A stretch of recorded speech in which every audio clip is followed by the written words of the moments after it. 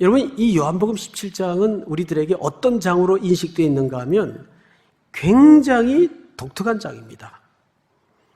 특별히 중보기도의 장으로 유명하죠. 또는 신학적 표현으로는 대제사장의 기도 정도로 이해를 갖고 있습니다. 뭐 둘 다 맞는 표현이긴 해요. 자, 그러면 이 17장은 몇 토막으로 구성이 되어 있는가? 크게 세 토막으로 구성이 되어 있어요. 첫째, 오늘 8절까지인데 예수님이 먼저 자신을 위해서 기도하세요. 오늘 다룰 내용이 바로 이 부분입니다. 그리고 이제 두 번째 토막은 예수님이 당시 제자들, 그 제자들을 이 땅에 남겨둬야 되는데 그 제자들을 위해서 기도하십니다. 그리고 마지막 세 번째 토막이 그 제자들을 통해서 복음을 듣게 될 저 역사의 산등성이를 넘어 구현될 새로운 공동체, 오늘날 우리라고도 할 수 있죠. 또 교회라고 명명하는 것도 틀린 표현이 아닙니다. 이렇게 세 대목에 대해서 예수님이 기도를 남긴 장면이에요.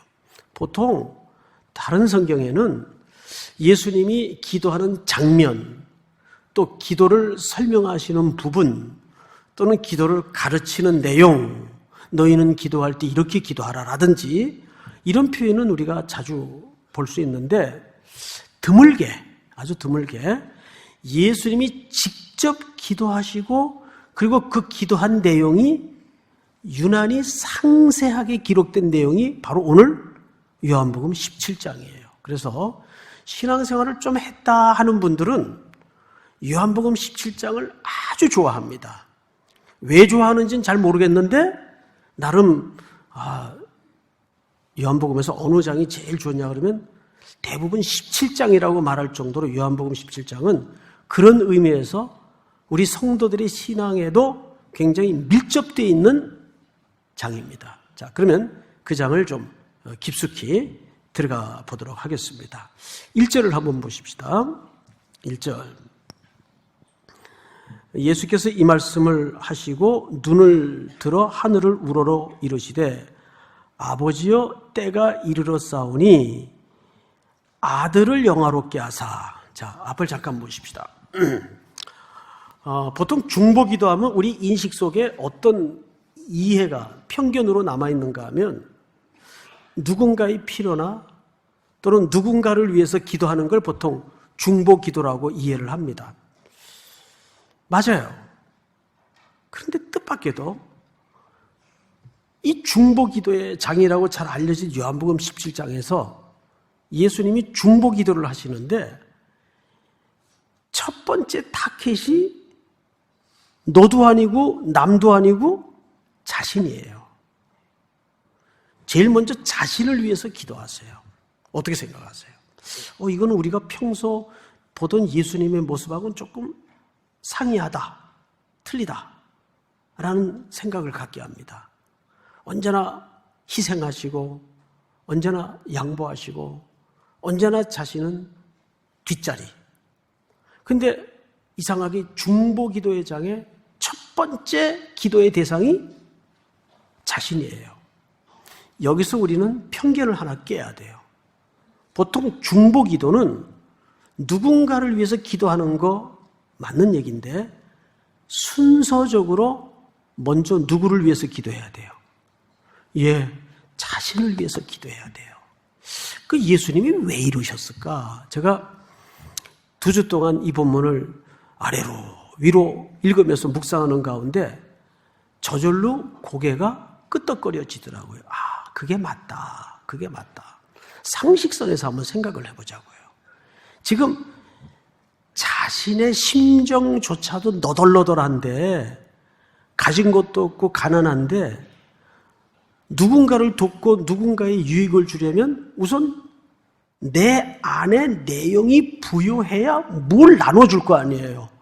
근데 나도 지금 빡빡 긁어봐야 나올 게 없는데 그리고 심정은 갈기갈기 찢어져서 너덜너덜한데 그 상태로 누군가에게 유익을 주거나 누구를 도울 수가 있겠어요? 없겠어요? 없단 말이에요. 그래서 맞다. 진짜 진짜 중보 기도를 하기 위해서는 누굴 위해서 먼저 기도해야 돼요? 자신을 위해서 먼저 기도해야 돼요. 동의하십니까, 여러분? 반드시 자신을 먼저 기도하세요. 우리는 나를 위해서 먼저 기도한다 그러면 굉장히 좀 이기적이거나 미성숙한 태도로 오해를 갖고 있어요. 아니에요. 그게 맞는 순서예요. 여러분들을 위해서 먼저 기도하시기 바랍니다. 지금 자기도 엉망인데 미국의 트럼프까지 기도하고 그러지 말란 말이에요. 트럼프는 트럼프대로 지금 그냥 잘 지내요. 가서 보니까 시끄럽게 하면서 잘 지내요. 미국은 딴 게 걱정이 아니고 트럼프 때문에 걱정이더라고요. 뭘 그 얘기는 하지 말고 그 얘기 나오면 또 조국 얘기 나와야 되고 복잡해요. 그러면 또 너는 좌파냐 우파냐 또 따지고. 저는 신파예요, 신파. 좌도 우도 아니고. 자, 그런데 이제 성경을 좀 보십시다. 예수께서 이 말씀을 하시고 눈을 들어 하늘을 우러러 이르시되 아버지여 때가 이르러 싸우니. 첫 번째 마디가 뭐죠? 때가 이르러 싸우니. 앞을 보세요. 우리말 성경을 유심히 생각해 보면 아버지여 때가 이르러 싸우니 했을 때 이것이 시제가 어느 시제 같습니까? 미래 시제 같습니까? 현재 시제 같습니까? 완료형 같습니까? 셋 중에 어느 것 같아요? 뉘앙스상. 이건 느낌대로 말하면 되니까 정답은 있을 수 없어요. 우리말 성경에 보면 뭐 같아요? 때가 이르러 싸우니. 미래는 아닌 것 같아요. 그죠? 현재도 애매해요. 이르러 싸우니 뭐 같아요? 완료형입니다. 문법에 보면 정확하게 완료형으로 썼어요. 자, 그러면 또 물어봅시다. 성경에서 우리가 지금 요한복음을 수십 번 들어오는 가운데 요한복음에 때, 헬라말에는 호라라고 돼요. 호라, 때라는 말이 나올 때마다 그 시간은 무슨 사건과 연결이 반드시 되어 있다고 그랬죠? 그렇죠. 십자가의 죽음과 고난과 연결이 되어 있다고 말씀을 드렸어요. 제일 유명한 사건, 가나 혼인잔치에서 포도주가 떨어졌다. 어머니, 그랬어요? 여자요. 이 일이 나와 무슨 상관이 있나이까? 내 때가, 거기도 때가 나오죠. 그러니까 요한복음의 모든 호라라고 쓰여진 때라는 말은 반드시 그리스도의 죽음의 시간과 죽음을 향하는 시간을 얘기하는 거예요. 그러면 때가 이르러 싸우니 무슨 용으로 썼다고요? 완료용으로 썼다고요. 그러면 예수님이 지금 죽었어요, 안 죽었어요? 죽었어요, 안 죽었어요? 아직 안 죽었단 말이에요. 안 죽었는데 왜 완료용으로 썼죠?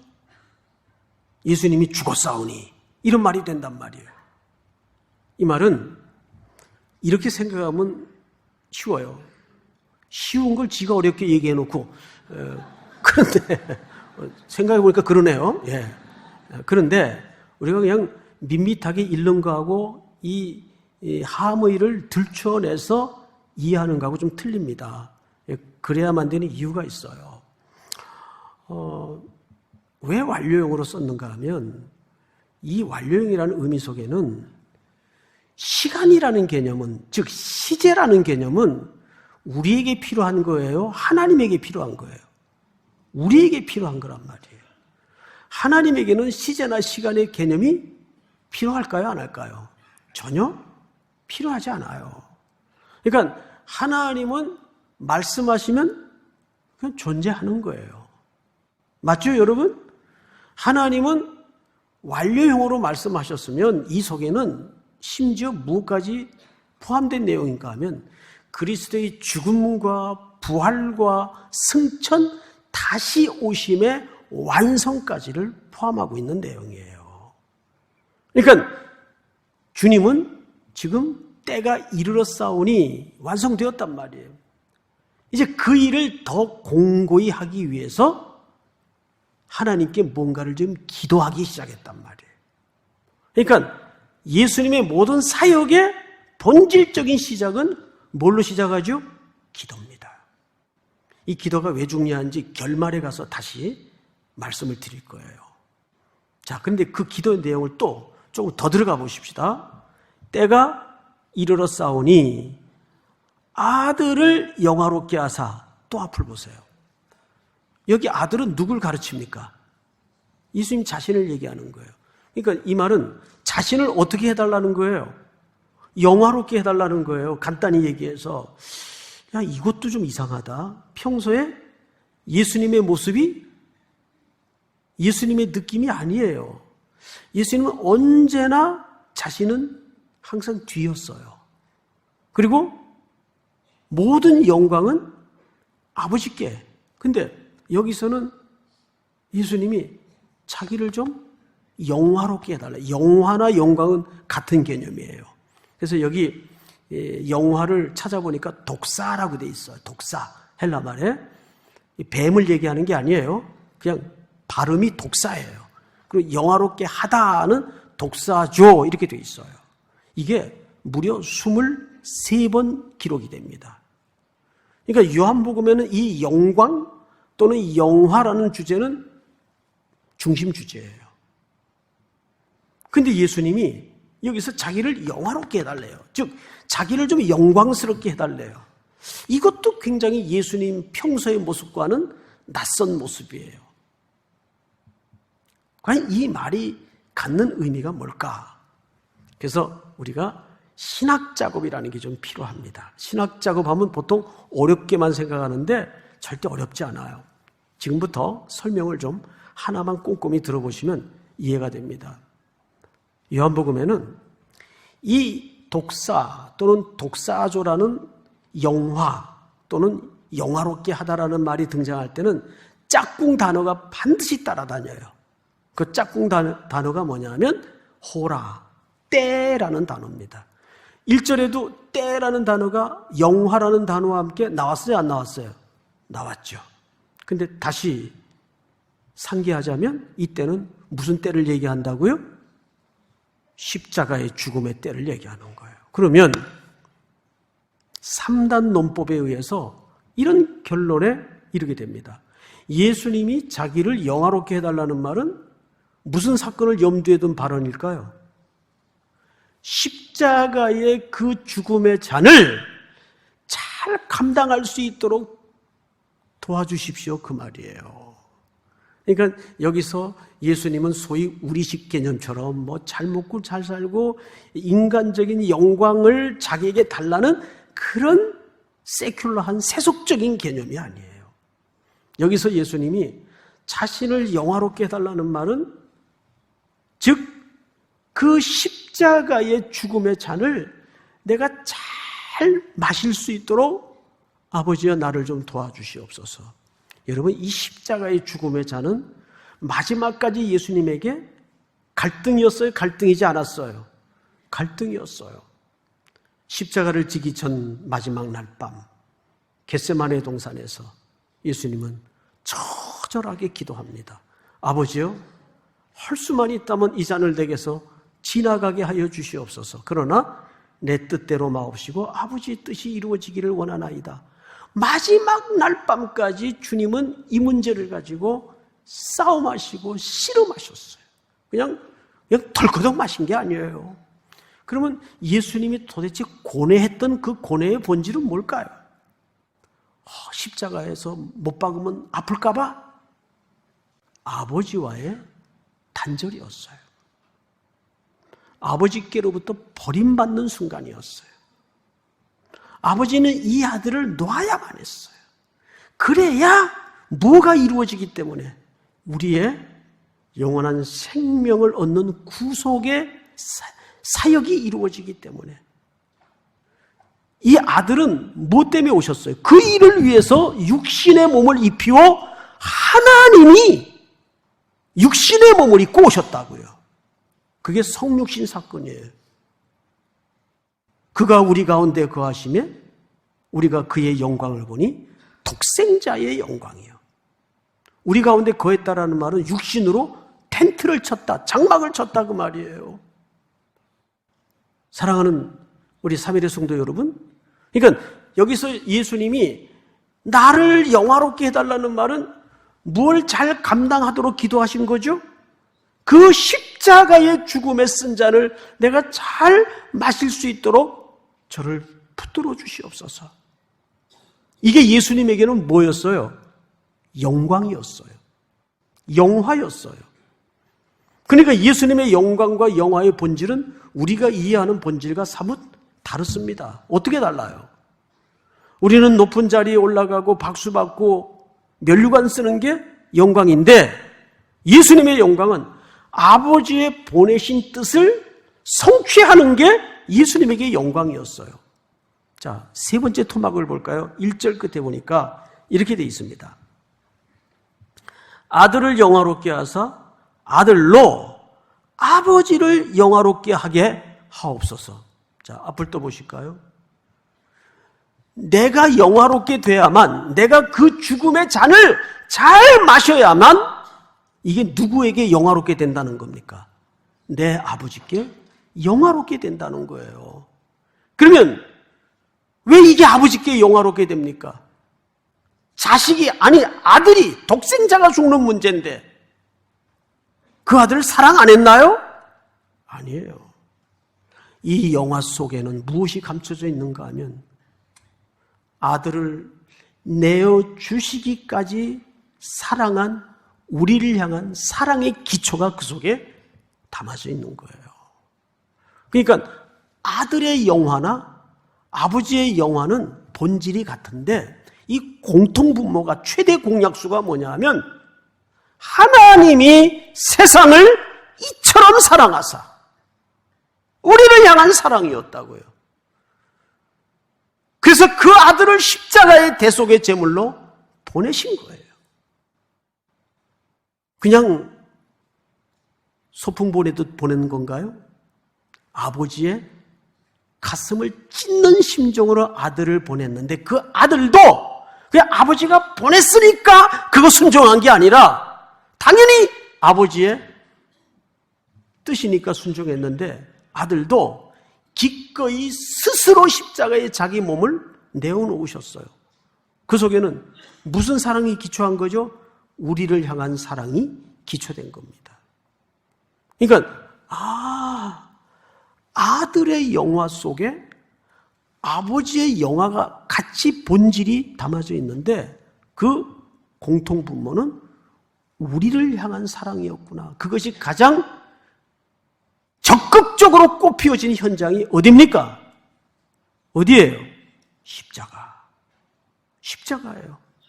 갈보리 언덕에 피 흘려 세워진 십자가예요. 거기에 독생자의 영광이 나타났고 하늘 아버지의 피눈물 나는 영광이 함께 입맞춤한 겁니다. 그 밑바닥에는 우리를 향한 사랑 때문이었어요. 예수님은 그 일을 위해 오셨다고요. 자, 우리 요한복음 4장을 한번 볼까요? 띄워주세요. 예수께서 이르시되 나의 양식은 나를 보내신 이의 뜻을 행하며 그의 일을 온전히 이루는 이것이니라. 이것은 유명한 사마리아 여인과 나눈 그 현장에서 제자들과 지금 대화하는 장면입니다. 누가 선생님에게 먹을 걸 갖다 드렸냐? 그러니까 제자들이 우문을 하는 겁니다. 현답을 하시는 거죠. 예수께서 이르시되 나의 양식은, 여기 양식의 개념이 뭐죠? 양식이라는 정의는 객관적으로 그 사람에게 힘이 되는 게 양식이에요. 뭐냐면 우리는 외부로부터 들어오는 양식에 따라서 우리는 힘을 쓰고 힘을 받고 살게 돼 있어요. 그게 양식이 되기 때문에 예를 들면 이렇게도 표현할, 어떤 사람은 밥을 안 먹어도 골프하러 가자 그러면 배가 부르대요. 그러면 그 사람에게 골프는 뭐예요? 양식이에요. 양식. 어떤 청년은 돈을 벌어가지고 미국에 있는 청년인데 이게 이제 가까운 실화예요, 실화. 원 없이 돈을 벌어가지고 침대 밑에다 다 깔고 한번 자본 적이 있대요.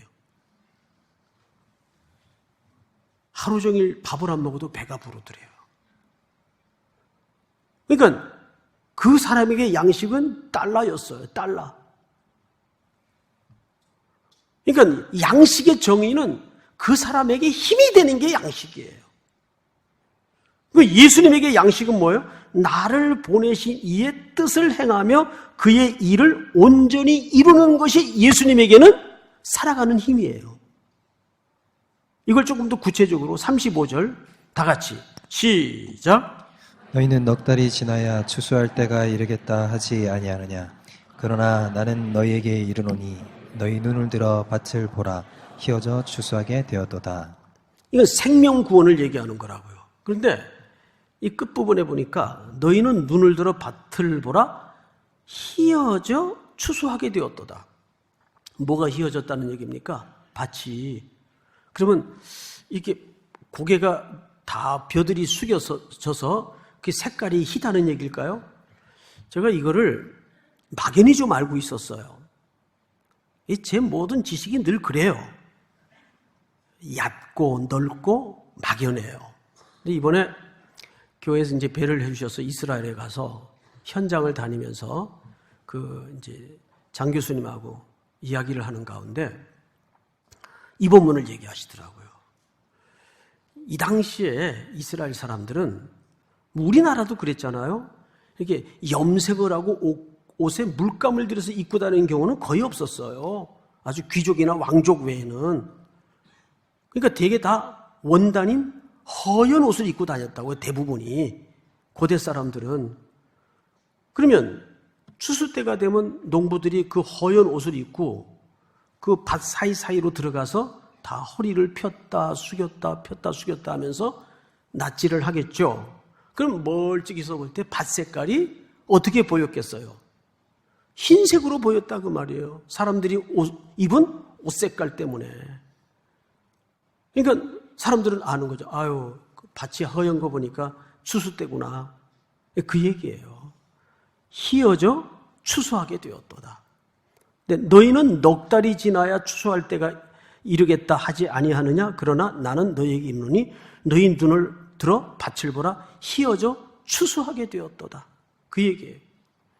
그러니까 예수님께서 이 땅에 오신 것은 잃어버린 아버지의 자녀들을 되찾기 위해서, 사탄의 손아귀에 들어간 자녀들을 찾아오기 위해서 예수님이 이 땅에 오셔서 그 십자가의 대속의 잔을 마시는 영화를 받겠다는 거예요. 왜?